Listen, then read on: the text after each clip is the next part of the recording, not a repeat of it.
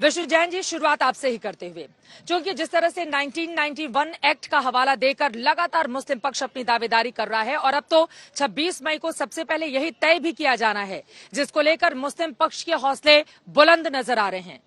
ऐसे में चुनौतियां खुद के लिए किस तरह की देख रहे हैं विष्णु जैन जी आप? देखिए, हमारा बड़ा रिस्पेक्टफुल सबमिशन यही है और माननीय न्यायालय के सामने भी यही था कि इस केस में प्लेसेस ऑफ वर्शिप एक्ट पहली बात लागू नहीं होता है, क्योंकि उस जगह का धार्मिक स्वरूप तय होना है जो सेक्शन 4 सब क्लॉज में डिफाइंड है। अब धार्मिक स्वरूप आप तय करने के लिए क्या करेंगे? उसके लिए जो एडवोकेट कमीशन साहब की रिपोर्ट है आप उसको देखिए, जिसमें एडवोकेट कमीशन साहब ने स्पष्ट रूप से लिखा है कि वहां पे विभिन्न मात्रा में हिंदू मंदिर के चिन्ह मिले हैं। एडवोकेट कमीशन साहब ने अपनी रिपोर्ट में स्पष्ट रूप से लिखा है कि वहां पे एक शिवलिंग मिला है और साथ ही साथ जिस तरह से घंटियां मिली, कमल के पत्ते मिले हैं, शंख चक्र और बाकी हिंदू देवी देवताओं से जुड़े हुए चिन्ह मिले हैं, वो सब स्पष्ट रूप से ये दिखाते हैं कि वहां का धार्मिक स्वरूप एक हिंदू मंदिर का है। इसलिए सेक्शन 4 सब क्लॉज 2 से places of worship act apply नहीं होता है, पहली बात। दूसरी बात, अब जब वहां पे हमारा शिवलिंग मिल गया, और ये बहुत महत्वपूर्ण बात है, अब जब वहां पे हमारा शिवलिंग मिल गया है चित्रा जी, तो मैं सवाल पूछना चाहता हूँ वहां का धार्मिक स्वरूप क्या हुआ? कोई आज मेरी मंदिर की संपत्ति में घुस के, जो बात मैं शुरू से आप लोग के चैनल पे बोल रहा था, कोई बात अगर कोई मेरी मंदिर की संपत्ति में घुस के वहां पे नमाज पढ़ने लग जाएगा तो क्या उसका धार्मिक स्वरूप बदल जाएगा? उसका एक ही जवाब हो सकता है कि उस जगह का धार्मिक स्वरूप नहीं बदल सकता है। और ये सारी चीजें हैं, ये सारे मुद्दे हैं जो ऑर्डर 7 रूल 11 में माननीय न्यायालय डिसाइड करेगा। ठीक है, हमारा स्पष्ट रूप से मत यही है। जी आप कुछ उसके पहले एक और सवाल मेरे जहन में है कि आप लोगों की ओर से वीडियोग्राफी फोटोग्राफी को लेकर कुछ अधिकार माननीय कोर्ट की ओर से मांगे गए थे, उसको लेकर आज कोर्ट के भीतर क्या हुआ है? क्योंकि बार बार आप लोग, दरअसल कमीशन की रिपोर्ट आने के बाद उत्साह आप लोगों का बढ़ा हुआ है, आप कह रहे हैं कि शिवलिंग मिल गया, इस बात का जिक्र कमीशन की रिपोर्ट में है और उसी के तहत आपको जितनी भी वीडियोग्राफी हुई है, फोटोग्राफी हुई है, उसको उपलब्ध करवाया जाए। इसके जरिए कैसे आगे बढ़ना जी चाहते हैं बिल्कुल। आप लोग, और आज इस बारे में क्या कोई दिशा निर्देश जारी किया गया है? देखिए, हमने माननीय न्यायालय के सामने कल ही अपनी अर्जी लगा दी थी कि जो वीडियोग्राफी और फोटोग्राफी हुई है उसकी हमें कॉपी उपलब्ध कराई जाए। माननीय न्यायालय ने कहा है कि उसके लिए वो डिटेल्ड ऑर्डर पास करेंगे और माननीय न्यायालय ने उठते वक्त बोला कि हम इसकी ऑर्डर पास करेंगे और आपको कॉपी इसकी प्रोवाइड की जाएगी on payment of charges, definitely.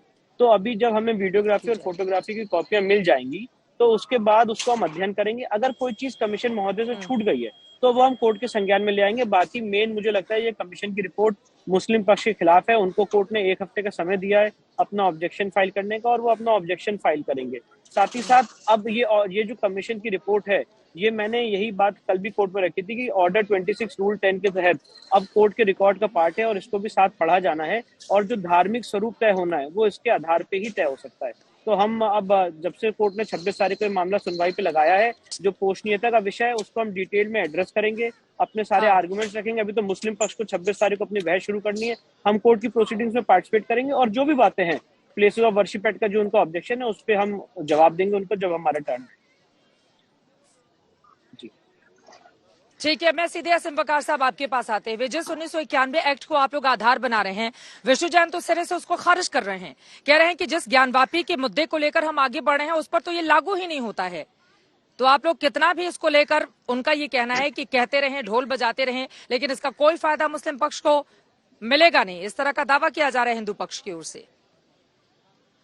देखिए, जब धर्म को मानने वाले लोग खत्म हो जाए और धर्म के साथ खिलवाड़ शुरू कर दिया जाए, किसी भी धर्म में, चाहे मेरा धर्म हो चाहे आपका धर्म हो, तो आप ये समझ लीजिए कि फिर वहां के ऊपर कोई तथ्य, कोई सच्चाई, कोई चलता नहीं है कुछ।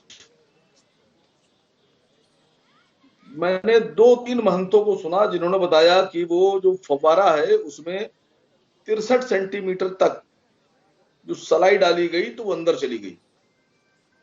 विष्णु जैन साहब से पूछिए कि कौन सा ऐसा शिवलिंग है जिसमें बराबर से होता है, तो ये लौंडे लगेंगे।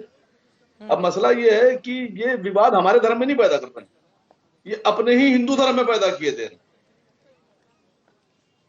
क्यों पैदा कर रहे हैं मुझे नहीं पता, क्या इनकी मंशा है, क्या है। 2-3 मैंने तो आपके उस दिन आपके चैनल पे भी क्या है विवाद हिंदू धर्म में? आपके बीच नहीं बोला मैं। आप कह रहे हैं कि हिंदू धर्म में ही विवाद पैदा कर रहे हैं, क्या नजर आ रहा है हिंदू धर्म में, किस तरह का विवाद दिखाई दे रहा है? देखिए, आपके ही चैनल पर मैंने उस दिन सुना महंत राजेंद्र तिवारी जी को, आप लोगों ने उनको बोलने नहीं दिया, खासकर आपसे मैडम कह रहा हूं। इससे पहले एक बार और राजेंद्र तिवारी जी को सुना, एक महंत और मैं कल सुन रहा था उनको, वो बताने लगे कि ये फव्वारा है, इसमें चित्रा जी, मैं छेद जवाब है। दे दूं उसका? कहने का मैंने कई बार देखा उसको। अब आप लोग मानने पे तैयार नहीं है। अब आपके सामने कानून की दुहाई देना, संविधान की दुहाई देना, जब आप मानने, मैं आपको बताऊं बड़ा मजेदार बात, अभी 4-5 दिन पहले एक चैनल पे मैं बैठा था।